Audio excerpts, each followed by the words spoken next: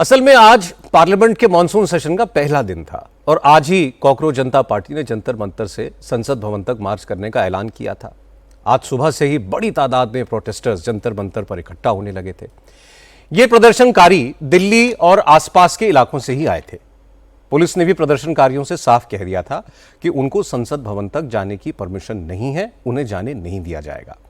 प्रदर्शनकारी ज्यादा से ज्यादा केरल भवन तक जा सकते हैं। हालांकि प्रोटेस्टर्स अलग अलग ग्रुप्स में बंटकर जंतर मंतर के अलावा दूसरे रास्तों से ही संसद भवन पहुंचने की जुगत में थे। वहीं पुलिस ने भी संसद भवन जाने के सारे रास्ते बंद कर दिए थे। प्रदर्शनकारी जैसे ही संसद भवन से पहले रेल भवन तक पहुंचे तो पुलिस ने बैरिकेड पर सबको रोक दिया।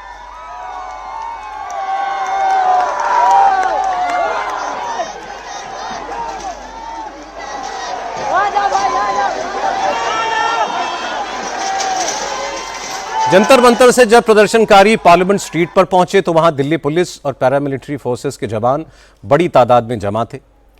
कई लेयर्स की बैरिकेडिंग की गई थी। पुलिस के अधिकारियों ने साफ कर दिया कि इस बैरिकेड से आगे किसी को भी जाने नहीं दिया जाएगा। हालांकि प्रदर्शनकारियों ने पुलिस अधिकारियों की बात अनसुनी कर दी और बैरिकेड्स का पहला मोर्चा गिराकर तोड़ डाला और आगे बढ़ने लगे। सिर्फ पार्लियामेंट स्ट्रीट ही नहीं, अशोका रोड, रायसीना रोड और इम्तियाज खान रोड की तरफ से भी प्रदर्शनकारी संसद भवन पहुंचने की कोशिश कर रहे थे। सभी रास्तों पर लगे बैरिकेड्स की पहली रो को प्रदर्शनकारियों ने गिरा दिया।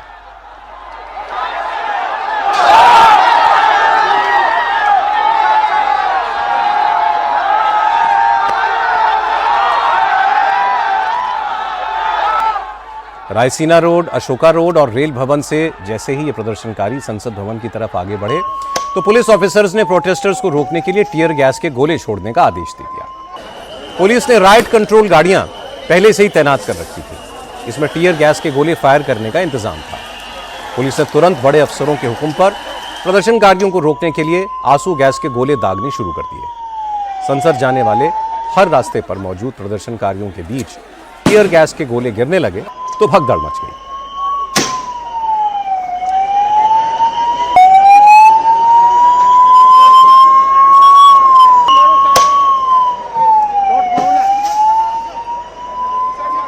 जब आंसू गैस के गोले छोड़ने से भी बात नहीं बनी तो पुलिस ने प्रदर्शनकारियों को संसद भवन की तरफ जाने से रोकने के लिए लाठीचार्ज कर दिया। Ashoka road, Raisina road, Imtiaz Khan road और आकाशवाणी भवन के आसपास मौजूद प्रोटेस्टर्स को पुलिस और पैरामिलिट्री फोर्सेस के जवानों ने लाठीचार्ज करके खदेड़ना शुरू किया।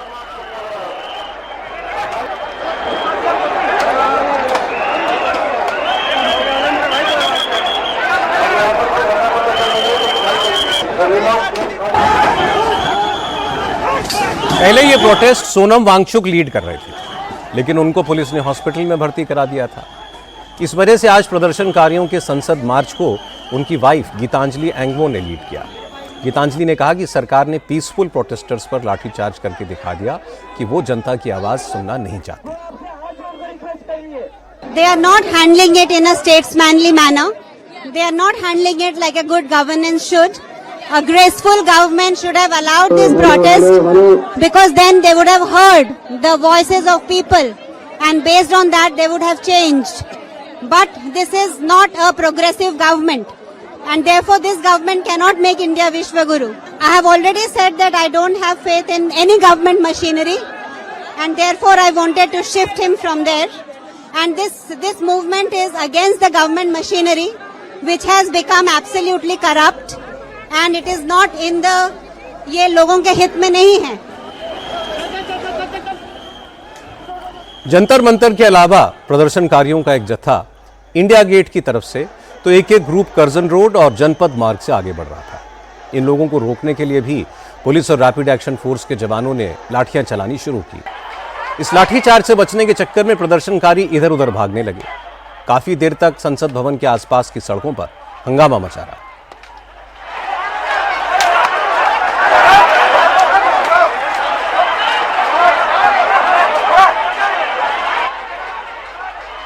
कॉकरोच जनता पार्टी के संस्थापक अभिजीत दीपके ने आरोप लगाया कि पुलिस शांति से प्रोटेस्ट करने वालों से बर्बरता कर रही है। लोगों को जबरन मारा पीटा गया। Police has been absolutely brutal. They have broken the scalp of many students who were protesting here. Even a 15-year-old girl was brutally beaten up by male police officer, and the male police officer even tried to grab the hair of Sonam Wangchuk's wife, Mrs. Gitanjali Wangchuk. They even tried to lathi charge on her and tried to drag her out of the tempo. हालांकि आखिरकार police संसद भवन जाने वाली सारी सड़कों को खाली करा पाने में कामयाब हो गई। देश की संसद भवन की दूरी रेल भवन से महज चंद कदम है।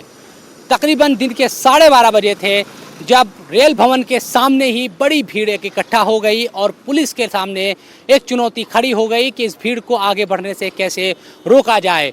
यहाँ पर बैरिकेड पहले से लगाए गए थे और बैरिकेड को और ज़्यादा मजबूत किया गया, पुलिस फोर्स को यहाँ पर बढ़ाया गया। कई आईपीएस अधिकारी यहाँ पर जिम्मेदारी संभालते दिखे ताकि वो भीड़ अंदर ना आ पाए। जब करीब 1.5 घंटे का समय हो गया और प्रदर्शनकारी यहाँ से नहीं हटे तो पुलिस ने हल्का बल प्रयोग किया और प्रदर्शनकारियों को यहाँ से खदेड़ा। उस दौरान कई जूते और जो चप्पल है वो यहाँ पर आपको पड़े हुए भी नजर आ रहे हैं। जब प्रदर्शनकारियों को पीछे धकेला गया तो वो कर्तव्य पथ के पास जमा हो गए। बाद में पुलिस ने सुनिश्चित किया कि इन प्रदर्शनकारियों को आसपास जमा नहीं होने दिया जाएगा, इसलिए उनको पीछे की तरफ धकेलते रहे और ज़्यादा यहाँ पर सुरक्षा को भी और ज़्यादा बढ़ा दिया गया रेल भवन के आसपास, ताकि बाद में प्रदर्शनकारी यहाँ ना आ पाए। इस तरह से पुलिस ने जो रेल भवन और कृषि भवन के आसपास भीड़ इकट्ठा थी उसको तितर बितर किया और उसको खदेड़ा। वहीं पुलिस ने दावा किया कि प्रदर्शनकारियों ने पहले पुलिस के जवानों पर पथराव किया और उसके बाद लाठीचार्ज किया गया। दिल्ली पुलिस ने बताया कि प्रोटेस्टर्स के हमले में 50 से ज्यादा पुलिस वाले घायल हुए हैं, इनमें 5 आईपीएस अफसर भी शामिल हैं। अब पुलिस प्रदर्शनकारियों के खिलाफ हिंसा, पथराव और सरकारी काम में बाधा डालने के केस दर्ज कर रही है। दिल्ली पुलिस के पीआरओ राजीव रंजन ने सबसे शांति बनाए रखने की अपील की।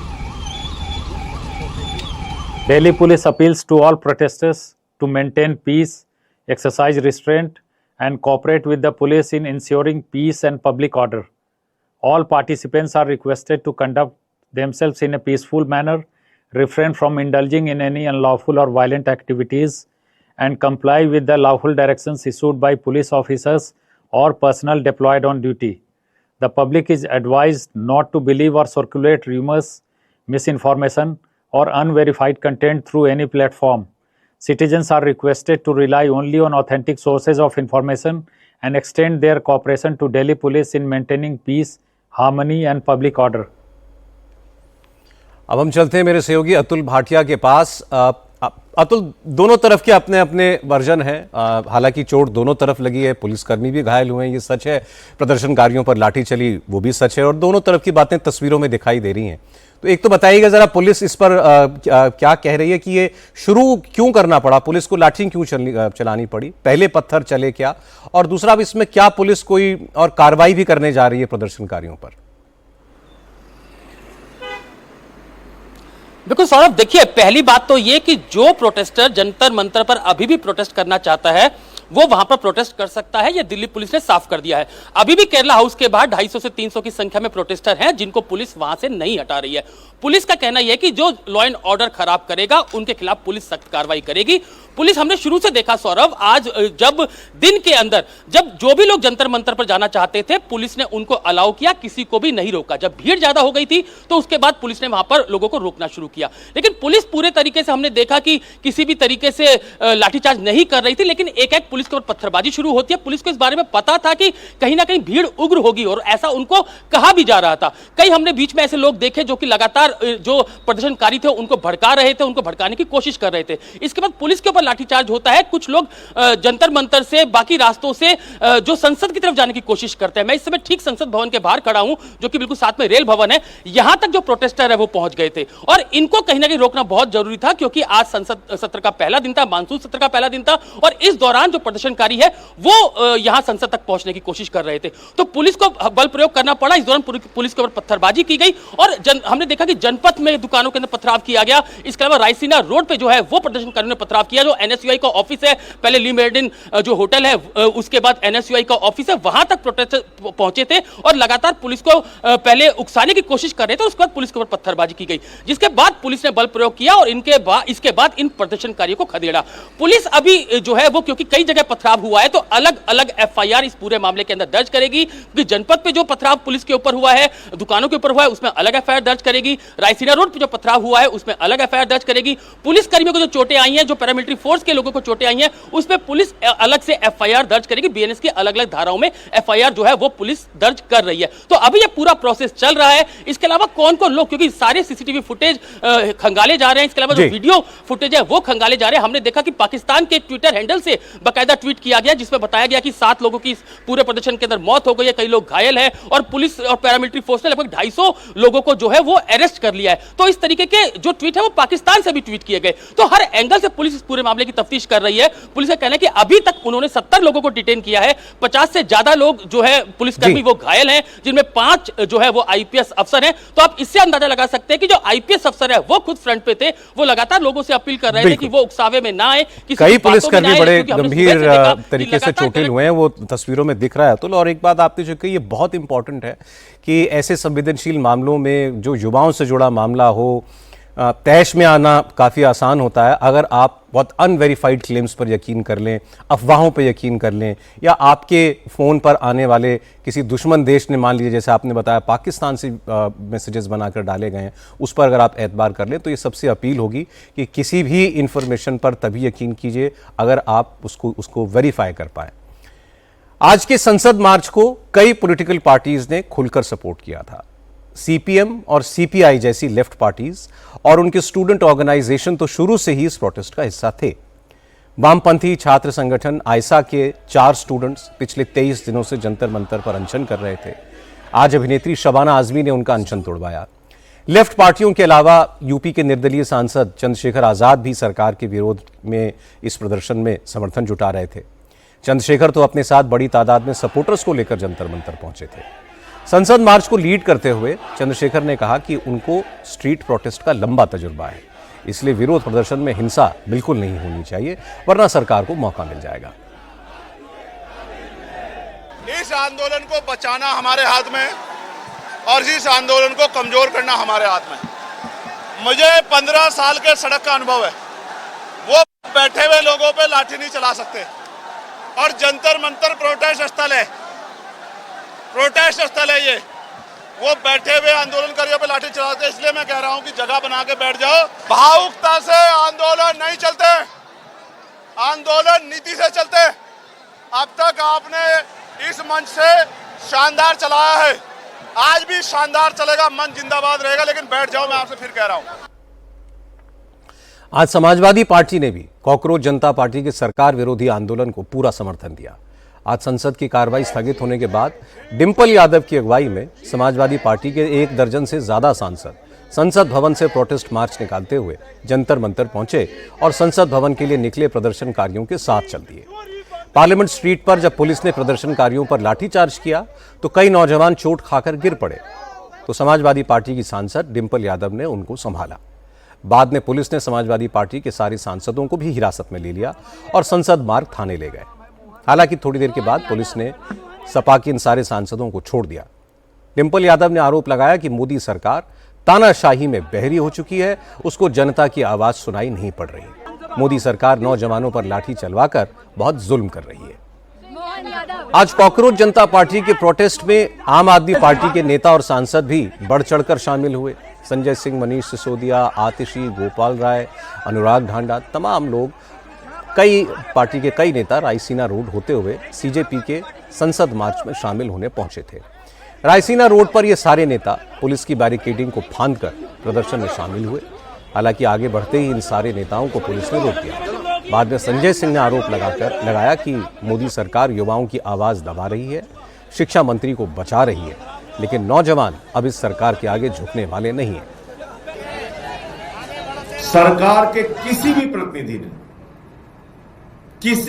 प्रतिनिधि ने आंदोलनकारियों से बातचीत करना तक जरूरी नहीं समझा। पहले कल से इन लोगों ने खबर चलाई है बिल्कुल इलीगल है, 163 लागू है, 144, पता नहीं क्या क्या दुनिया भर का इन्होंने प्रचारित किया। लेकिन आज जिस तरीके से तमाम वीडियोस आए हैं सामने, आप उठा के देख लीजिए।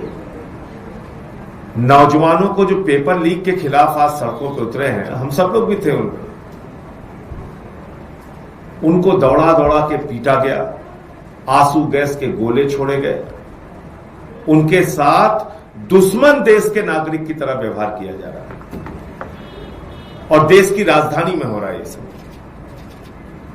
तो मैं सिर्फ इतना कहना चाहता हूं कि सत्ता का अहंकार लंबे समय तक नहीं चलता और निश्चित रूप से मोदी जी को अब ये समझ लेना चाहिए कि नौजवान जाग चुका है और आज जो दृश्य था यहां पे दिल्ली के अंदर, वो प्रधानमंत्री के लिए एक बहुत बड़ा संकेत है कि ये नौजवान आपकी सत्ता को उखाड़ के फेंक देंगे अगर आपने इनकी बातों को, इनकी मांगों को नहीं सुना।